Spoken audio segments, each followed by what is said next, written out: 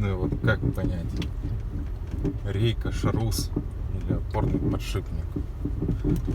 Что-то хрустит, при этом по ровной дороге ты можешь ехать, крутить руль, ничего не скрипит. Ну там на средней скорости, не знаю, километров 40-60. На малой скорости по вот этим кочкам обязательно хрустит.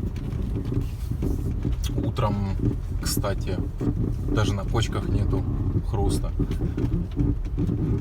Сейчас едешь и на кочках, и при повороте руля, причем на малой скорости. Если чуть разогнаться, сейчас часто проехал. Ну вот на кочках обязательно хрустит. На более высокой скорости при повороте руля не хрустит.